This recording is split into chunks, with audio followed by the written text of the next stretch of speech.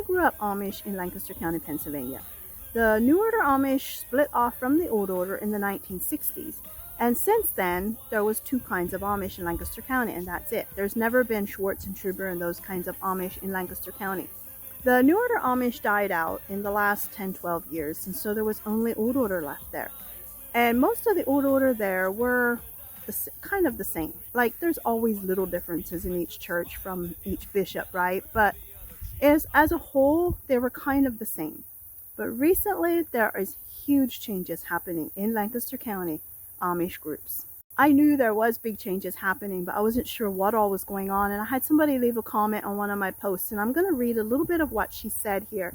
So now, they used to get together. The bishops from all the different churches would get together, like, I don't know, once a year or something, just to kind of go over their stuff, right? Now they are splitting off into 4 different groups.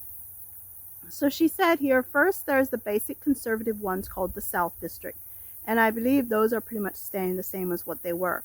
Then there's the North District. They are less conservative, and most will not enforce the shunning rules and other rules as well. Also allow more spiritual gatherings, but still be considered Old Order. Another one I think is considered the Fellowship Amish group. They won't have the same dress rules, have different rules concerning electricity, and have a much more evangelical outreach focus. Yet another one I think is Reformed Amish, which is similar to the other one, except that one of them wants to have an actual church building and their sermons in English.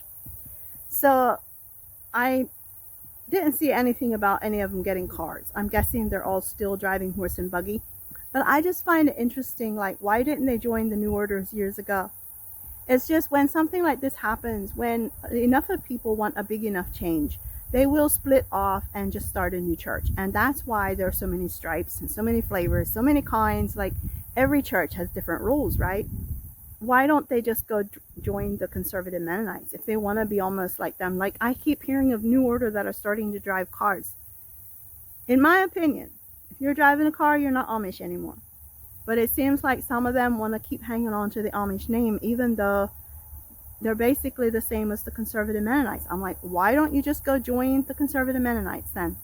But these kind of things happen when enough of people want big enough change, and they kind of want to stick with their group of people, so they just start another church. And especially if the preachers are involved. Like, if some of the preachers want a big enough change, then they will just make a split and start a different church.